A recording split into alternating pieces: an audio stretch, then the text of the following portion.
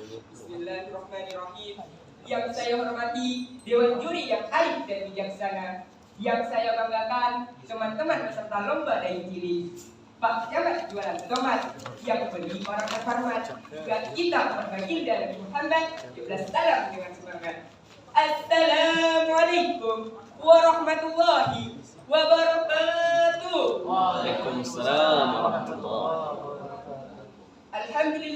Alhamdulillahilladzi arsala rasulahu bil huda wa dinil haq liyudhhirahu 'ala dini kullihi wa kaffa billahi shahida. Asyhadu an la ilaha illallah wa asyhadu anna Muhammadar Rasulullah. Allahumma shalli ala sayyidina Muhammadin wa ala alihi wa sahbihi ajma'in, amma ba'du. Pertama-tama dan paling utama, marilah kita panjatkan puja dan puji syukur kita atas kehadiran Allah Subhanahu wa taala, atas berkah rahmat dan karunia-Nya sehingga kita bisa hadir dan berkumpul pada acara yang berbahagia kali ini. Tak lupa pula salawat beserta salam marilah kita hadiahkan kepada Nabi junjungan alam, yakni Nabi besar Muhammad sallallahu alaihi wasallam, dengan melafazkan Allahumma shalli ala sayyidina Muhammad wa ala ali sayyidina Muhammad. Semoga dengan selalu bersalawat kita mendapatkan syafaat beliau di yaumil akhir kelak. Amin amin ya rabbal alamin. Sebelumnya, pada kesempatan kali ini saya akan menyampaikan sebuah pidato yang berjudul Bahaya Pacaran yang Merajalela pada Gen Z. Hadirin yang dirahmati Allah Subhanahu wa taala, pada era milenial saat ini banyak sekali umat baginda Nabi Muhammad yang terlena terpananya dunia. Mereka melupakan kewajibannya sebagai hamba Allah dengan melalaikan perintahnya dan melanggar larangannya, di antaranya bermaksiat dengan berpacaran.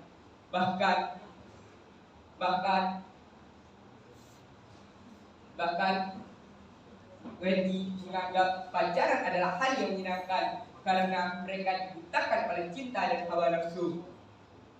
Dan juga pacaran telah menjadi hal yang lumrah dan dinormalisasikan oleh masyarakat. Tidak hanya itu, Genzi juga menganggap tidak pacaran tidak keren. Sungguh miris dengan kondisi umat Rasulullah saat ini. Na'udzubillahi min dzalik. Semoga hadirin sekalian terhindar dari maksiat berpacaran. Amin amin ya rabbal alamin. Sesungguhnya Allah Subhanahu wa taala tidak akan mengharamkan sesuatu jika hal itu tidak buruk bagi kalian. Allah Subhanahu wa taala telah melarang hambanya untuk mendekati zina dalam surah Al-Isra ayat 32. Wala taqrabuz zina innahu kana fahisyaw wa sa'a sabila. Janganlah kamu mendekati zina, sesungguhnya zina adalah perbuatan yang keji, jalan yang buruk. Hadirin yang dimuliakan oleh Allah Subhanahu wa taala, dari ayat di atas Allah dengan tegas melarang hambanya untuk mendekati zina. Padahal banyak sekali Genzi yang merasa putus asa, kecewa, bahkan ingin bunuh diri karena sakit hati diputusin oleh pacarnya. Oleh karena itulah haram hukumnya bagi seseorang yang berpacaran dalam Islam, karena lebih banyak mendatangkan mudaratnya dibandingkan manfaatnya. Hadirin yang dimuliakan oleh Allah Subhanahu wa taala, sesungguhnya orang-orang yang berpacaran adalah orang-orang yang fasik. Mereka sudah mengetahui bahwa dirinya berbuat dosa, tetapi mereka dibutakan oleh cinta dan hawa nafsu. Dan juga ketahuilah saudaraku sekalian, rasa nikmat sementara dari berpacaran tidak sebanding dengan hukuman dan kesalahan engkau di akhirat kelak. Allah membiarkan atau mengizinkan umatnya, hambanya, untuk memiliki perasaan satu sama lain, karena sejatinya kita diciptakan seperti Adam dan Hawa saling melengkapi. Bahkan banyak di antara kita menganggap pacaran adalah zina adalah pacaran saja, padahal chat-chatan, telepon-teleponan, bahkan melakukan HTS merupakan perbuatan zina. Bagi orang tua yang membiarkan anaknya berpacaran, maka di akhirat kelak orang tua tersebut akan disiksa oleh Allah Subhanahu wa taala. Walaupun orang tuanya ahli ibadah sekalipun, tapi membiarkan anaknya berpacaran, maka selangkah kakinya di surga dan selangkah lagi kakinya di neraka. Hadirin yang dimuliakan oleh Allah Subhanahu wa taala, banyak di antara kita di generasi Z ini masih banyak orang yang berpacaran di bulan Ramadan ini. Bagi orang-orang yang berpuasa tetapi masih berpacaran, maka puasanya tetap sah, tetapi mereka tidak mendapatkan apa-apa selain rasa lapar dan haga.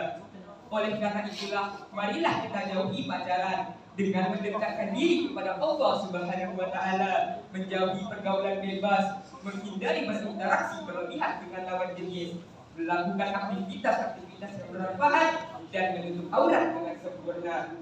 Oleh karena itulah hadirin sekalian, marilah kita hindari bahaya berpacaran, karena pacaran akan membawa kita ke dalam jurang perzinaan dan kehancuran. Semoga apa yang saya sampaikan menjadi motivasi dan inspirasi bagi kita semua, dan juga semoga nantinya kita semua menjadi anak muda dan anak mudi yang akan melanjutkan dakwah Rasulullah dan para sahabat nantinya. Amin, amin ya rabbal alamin. Mohon maaf bila ada salah kata dan ucapan, karena salahnya datang dari saya dan benar datangnya dari Allah Subhanahu wa Ta'ala. Sebelum saya tutup, saya akhiri dengan sebuah pantun. Makan pagi dengan samyang, makannya dengan ibu dayang. Ternyata hidup tak perlu ayam, cukuplah Allah yang maha penyayang. Saya akhiri dengan wabillahi taufiq wal hidayah. Wassalamualaikum warahmatullahi wabarakatuh.